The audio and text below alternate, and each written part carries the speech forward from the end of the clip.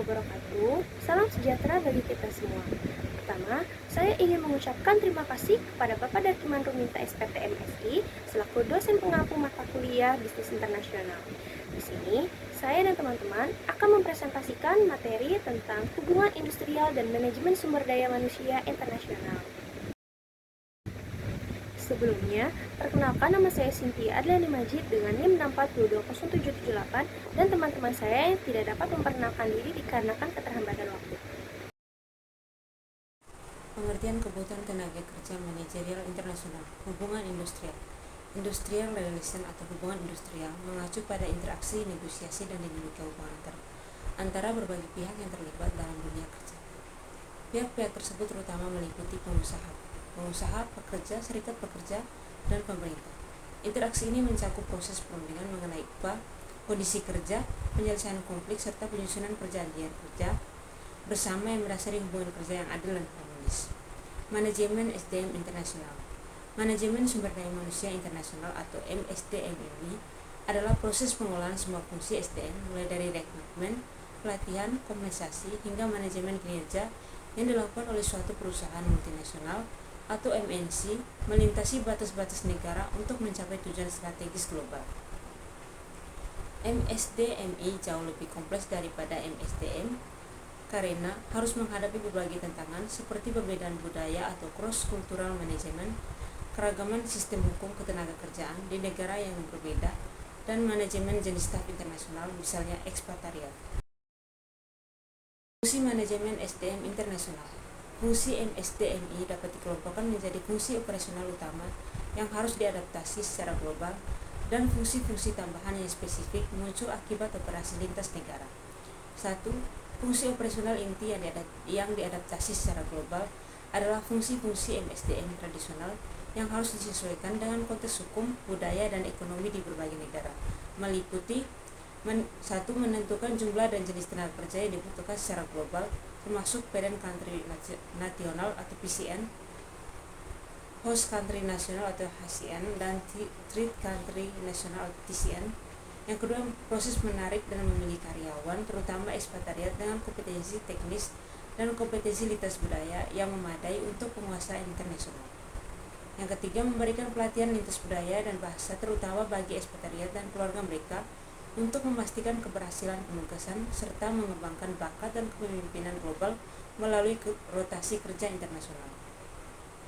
Yang keempat, menyusun paket kompensasi yang adil dan kompetitif bagi ekspatriat, sering menggunakan balanced approach untuk menjaga daya beli, serta memastikan kompensasi karyawan lokal sesuai dengan praktik pasar setempat.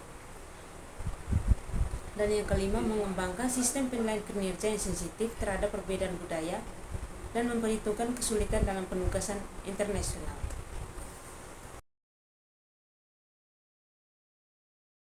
Fungsi manajemen SDM internasional. 2 fungsi tambahan spesifik atau international specific function. Fungsi-fungsi ini hampir secara eksklusif muncul karena operasi perusahaan berada di lingkungan internasional, meliputi 1. Manajemen relokasi dan administrasi ekspatriat, mengurus logistik pemindahan, visa, izin kerja, dan akomodasi untuk karyawan dan keluarga mereka, mengelola layanan orientasi pasca kedatangan untuk membantu adaptasi di negara tuan rumah. Dan yang kedua, administrasi internasional atau pajak dan gaji, mengelola isu perpajakan dua negara, yaitu negara asal dan negara penugasan, dan memastikan kepatuhan mengelola pembayaran gaji dalam mata uang asing yang berbeda. Yang ketiga, hubungan industrial internasional, memastikan kepatuhan terhadap hukum ketenagakerjaan lokal dan menghadap serikat pekerja atau dewan kerja di negara tuan rumah yang mungkin memiliki kekuatan yang berbeda dari negara asal. Dan yang keempat, reintegrasi atau repatriasi, merencanakan kembalinya ekspatriat ke negara asal atau penugasan berikutnya, mengelola reverse culture shock, dan memastikan karyawan yang kembali dimanfaatkan secara efektif dalam penambahan. Selanjutnya ada tantangan dalam mengelola manajemen SDM internasional. Yang pertama ada variasi budaya. Pekerja yang berasal dari berbagai negara biasanya memiliki latar belakang budaya yang berbeda. Hal ini dapat mempengaruhi cara mereka berinteraksi di lingkungan kerja. pendekatan mereka dalam bekerja, serta cara mereka dalam menganalisis informasi dan pengambilan keputusan. Yang kedua, ada perbedaan peraturan dan kebijakan. Tiap negara punya aturan dan kebijakan yang berbeda terkait ketenaga kerjaan. Ini bisa membuat manajemen kesulitan dalam menerapkan praktik MSDM yang konsisten di seluruh dunia. Yang ketiga, ada biaya dan waktu. Melaksanakan program MSDM di tingkat global dapat membutuhkan investasi waktu dan dana yang besar. Pihak manajemen harus mempertimbangkan pengeluaran dan waktu yang dibutuhkan untuk merekrut, melatih, dan mengelola tenaga kerja internasional. 4. Tantangan global. Krisis ekonomi, bencana alam, dan ketegangan politik dapat mempengaruhi operasi bisnis internasional serta manajemen SDM. Oleh karena itu, manajemen perlu mempertimbangkan faktor-faktor ini ketika merancang strategi MSDM internasional. Kriteria manajer internasional. Yang pertama, ada kemampuan komunikasi yang baik, mampu berkomunikasi efektif dengan orang-orang dari berbagai latar belakang budaya dan bahasa. Yang kedua, kepemimpinan yang kuat, mampu memimpin tim yang beragam dan tersebar di berbagai lokasi geografis. Yang ketiga, pengambilan keputusan yang tepat, mampu membuat keputusan yang tepat dan strategis dalam konteks global. Yang keempat, kemampuan mengelola risiko, mampu mengidentifikasi dan mengelola risiko yang terkait dengan operasi internasional. Yang kelima, ada kemampuan bekerja sama tim, mampu bekerja sama dengan orang-orang dari berbagai latar belakang dan budaya yang berbeda. 1. Pengertian rekrutmen, pengertian seleksi, pengertian pelatihan, dan pengertian pengembangan. Rekrutmen.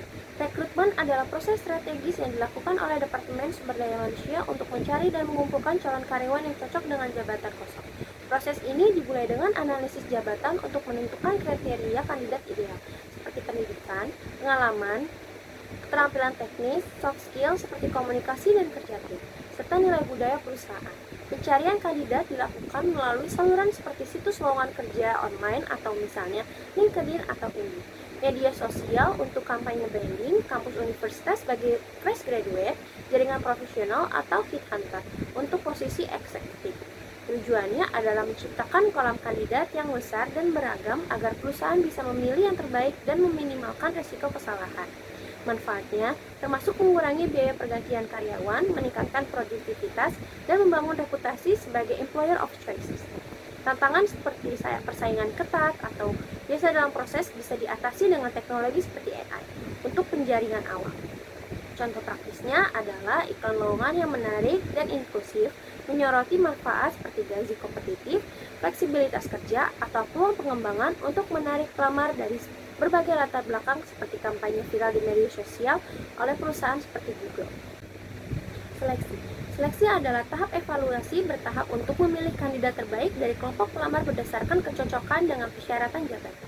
Prosesnya meliputi penyaringan awal resume dan aplikasi untuk cek kualifikasi dasar seperti pendidikan atau pengalaman, tes praseleksi seperti tes kognitif atau kepribadian, wawancara awal via online atau telepon atau video, serta tahap akhir seperti wawancara panel, simulasi kerja atau assessment center dengan skenario nyata. Tujuannya adalah memilih kandidat yang memiliki kualifikasi teknis dan nilai budaya yang selaras, sehingga mengurangi resiko turnover tinggi dan meningkatkan produktivitas jangka panjang. Manfaatnya, seleksi efektif mencakup penghematan biaya pelatihan dan meningkatkan retensi karyawan. Tantangan seperti subjektivitas, wawancara dapat diminimalkan dengan alat standar seperti tes psikometri atau referensi dari mantan atasan. Contohnya, perusahaan menggunakan tes tertulis untuk pengetahuan spesifik dalam bidang seperti akuntansi atau IT, tes psikologi untuk menilai kepribadian, atau wawancara behavioral yang meminta kandidat menceritakan pengalaman masa lalu seperti simulasi kasus yang diterapkan oleh bank besar untuk posisi analisis keuangan. Pelatihan.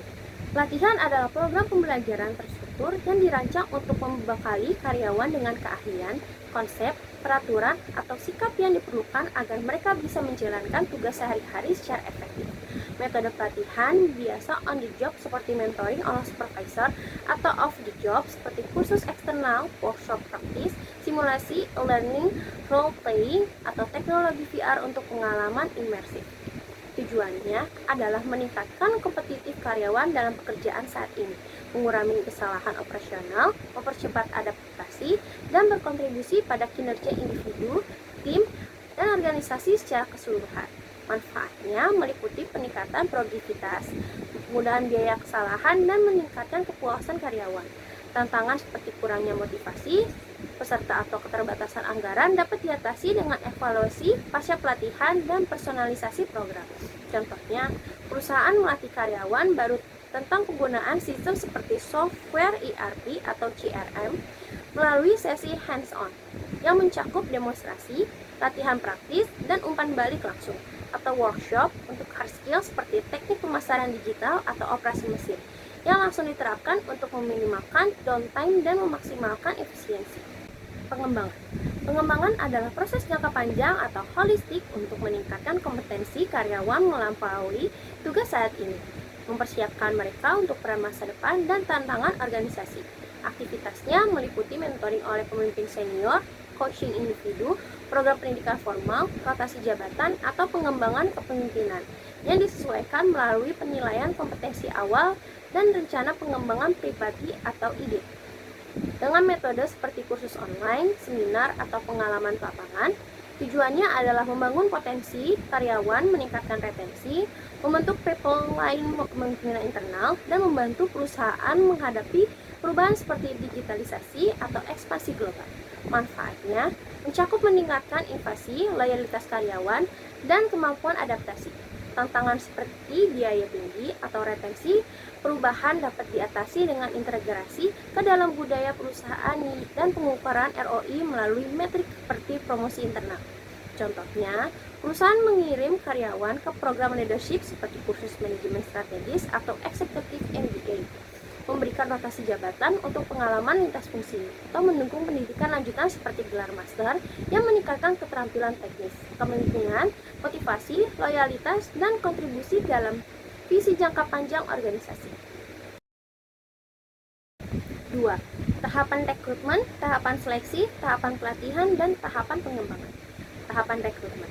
Proses rekrutmen dimulai dengan identifikasi kebutuhan, di mana perusahaan melakukan analisis mendalam terhadap struktur organisasi, proyeksi pertumbuhan bisnis, dan tingkat turnover karyawan untuk menentukan posisi spesifik yang kosong, jumlah karyawan yang diperlukan, serta kualifikasi dasar seperti pendidikan, pengalaman, dan keterampilan teknis. Selanjutnya, perencanaan dan strategi melibatkan penyusunan timeline rekrutmen, anggaran, serta pembuatan deskripsi pekerjaan yang komprehensif menggunakan alat seperti job analysis tools atau template standar, yang mencakup detail tanggung jawab harian, kriteria sukses, dan manfaat yang ditawarkan untuk menarik kandidat berkualitas tinggi. Tahap pencarian kandidat atau searching kemudian dilakukan melalui berbagai saluran seperti situs web perusahaan, platform seperti LinkedIn atau Indeed, iklan di media sosial, kampus rekrutmen, atau jaringan internal atau employee referral, dengan tujuan mencapai kandidat pasif dan aktif untuk membangun talent pool yang luas. Tahapan seleksi. Seleksi kandidat dimulai dengan penyaringan administrasi di mana tim HR menyortir lamaran berdasarkan kriteria minimum seperti kelengkapan CV, surat lamaran, ijazah, dan sertifikat. Sering menggunakan sistem applicant tracking system atau ATS untuk otomatisasi dan efisiensi. Kemudian dilakukan tes yang bervariasi, maksud tes kemampuan kognitif untuk mengukur logika dan pencerahan masalah, psikotes seperti MBTI atau DISC. Untuk profil kepribadian, tes integritas melalui skenario etis atau tes teknis spesifik jabatan seperti coding untuk IT atau simulasi penjualan. Wawancara berikutnya terdiri dari tahap awal atau screening oleh AI.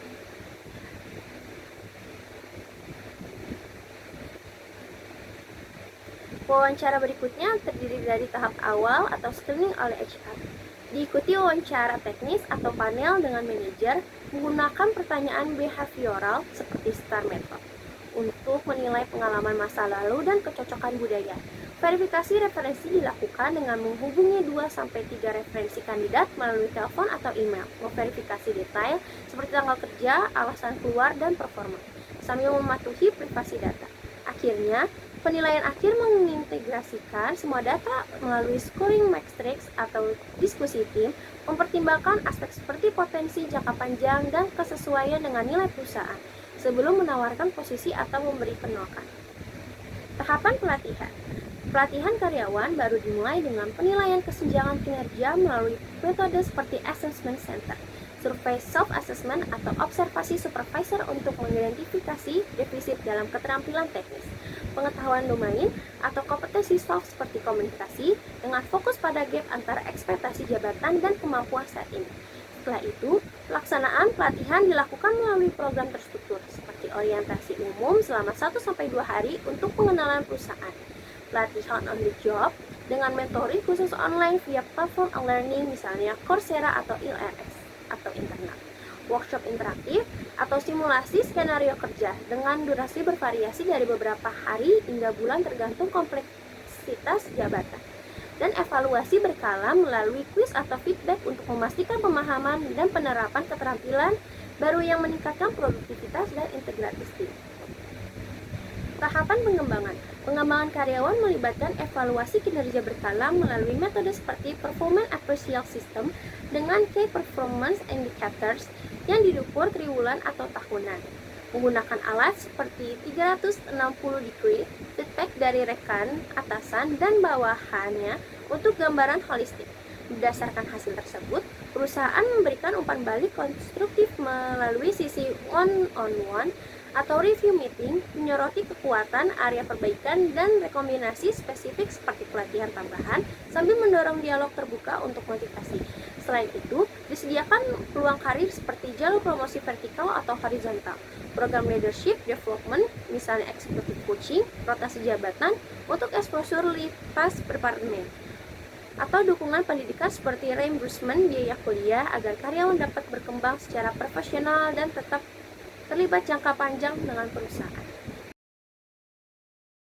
Penilaian kinerja. Penilaian kinerja merupakan metode mengevaluasi dan menghargai kinerja yang paling umum digunakan. Penilaian kinerja dilakukan untuk memberitahu karyawan apa yang diharapkan pengawas untuk membangun pemahaman yang lebih baik antara satu dengan yang lainnya. Penilaian kinerja menitikberatkan pada penilaian suatu proses pengukuran sejauh mana kinerja dari satu orang atau kelompok orang yang dapat bermanfaat untuk mencapai tujuan yang ada.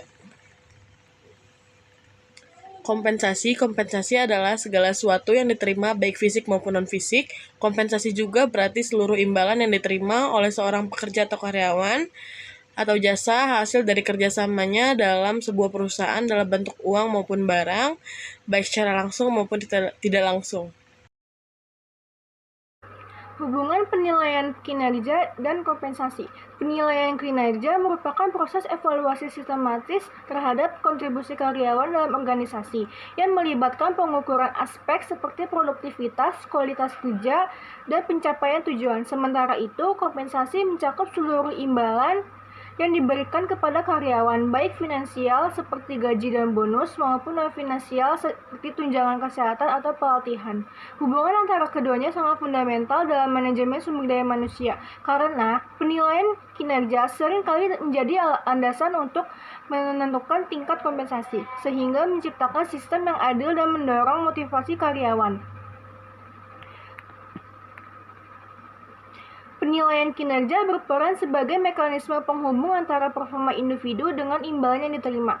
Hasil evaluasi ini digunakan untuk menyesuaikan kompensasi, misalnya melalui kenaikan gaji pokok bagi karyawan berkinerja tinggi atau pemberian bonus berdasarkan pencapaian target, kompensasi variabel seperti insentif penjualan atau bonus produktivitas seringkali langsung dikaitkan dengan metrik penilaian seperti Key Performance Indicator atau KPI.